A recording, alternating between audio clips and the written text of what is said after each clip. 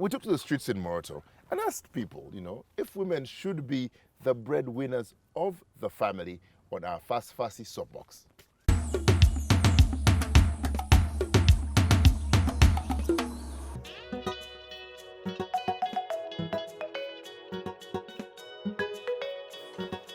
Yes. No. Yes. It's because it's a role here. When the ladies grow up, they find it already existing, so they just continue with it. This is 21st century.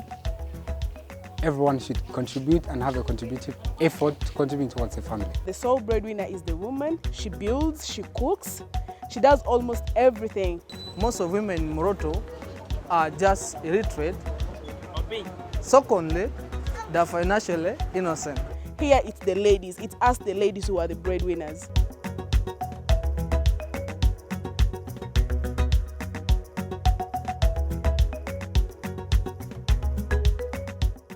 Alakara no wea bongu na yo kre ite a program na Fas Fas ki chamta nyuna lak I pedo ya losto malo Facebook, Twitter, ka pe ka YouTube ka watching a program ya na ya nyodwa akolong tanaga na kre etapita akolo na una EVP ore kre tishla lalan itu wani ni ara bero alomar akiwo oriara ona karikon alakara no. Now, before we went into the break, we were trying to find out because the things that having a workload deprives, and one of the things we had talked about before the show was the shrinking social space that it creates, that in turn affects, the way people can participate in leadership and in politics. Florence, can you just expound on that and explain that to us a bit? Participation of women, that the space is reduced because of workload, because of too much workload. Yeah. And it's reduced their space to participate in public arena, for example, politics. For sure, that is true. And you look, I keep on going back, I keep on dividing the women in Karamoja into two sectors. Yeah. I look back at women in the rural areas. Those women, they are leaders in themselves, but because of the cultural setting, they have been kind of silenced for centuries, for years. But that is also changing. Actually silenced such a way that they should not pop out their necks to say, I can lead, I can be this, I can be the leader of the culture doesn't really allow you to be able to do that. It didn't allow, but things are changing in Karamoja also. A lot is really taking place. We see we have a lot of women now, and I think Helen will agree with me. We have a lot of women in LC1 setting in all our villages. We have more women participating as LC1s, as LC2s. You find them in big functions, and it is in that particular sub-county and in that particular village. It's called, if a woman comes and you see her so legible and so confident addressing the public. You said, wow, and she has never gone to class 1. You see, and that is actually now what we see. There's a role change as far as that is concerned. So leadership isn't looked at as a man's thing anymore. Not anymore. But before it used to be, and that was the cultural setting. Absolutely. Yeah. And then you see, of course, from the educated woman also, things have changed completely. In those days, I think in my time when I grew up, I'm 61.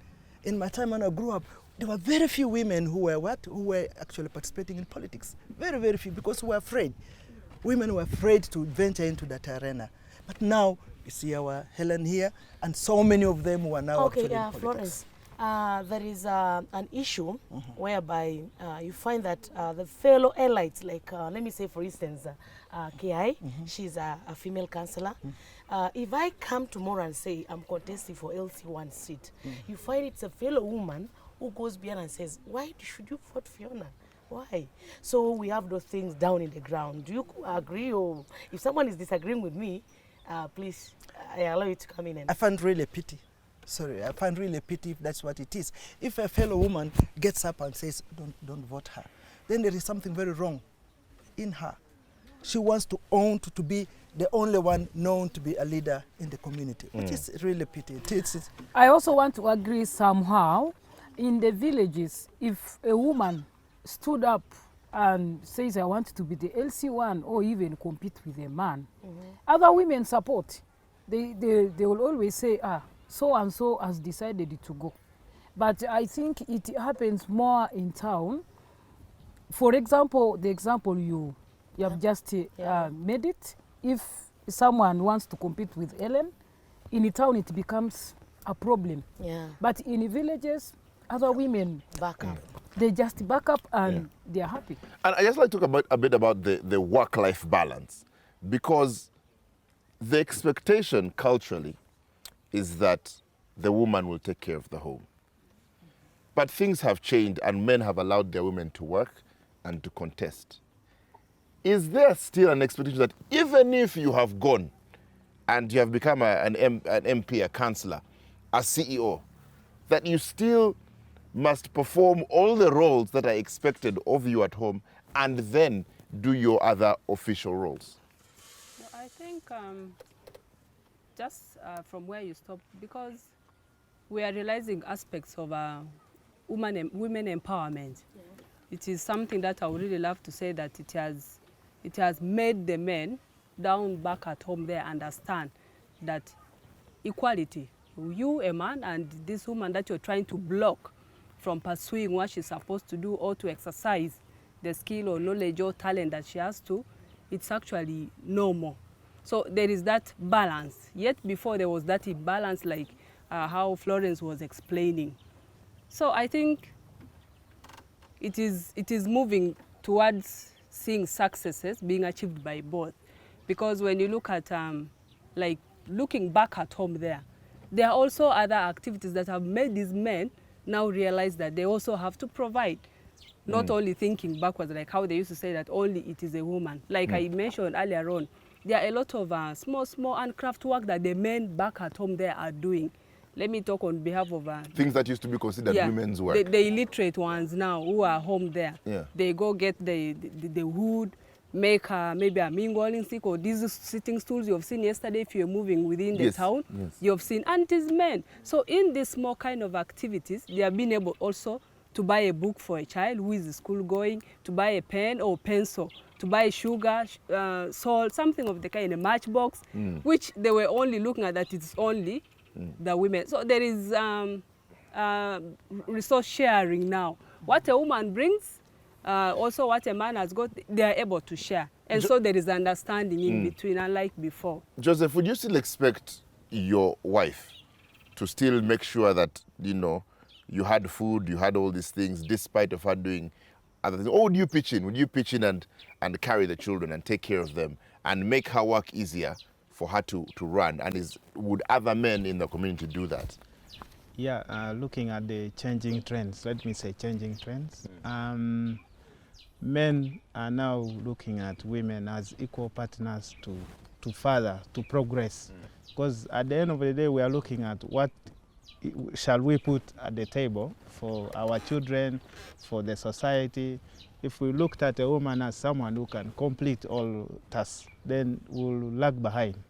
So you find that nowadays, even the unlearned, they go for antenatal with their women, or when the child is sick, the man carries the child to the hospital. Things that were before looked at as to be for women only.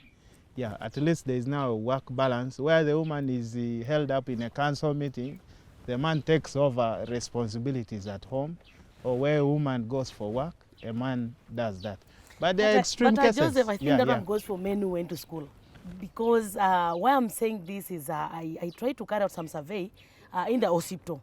Whenever you could go to the hospital, you find only women in the line.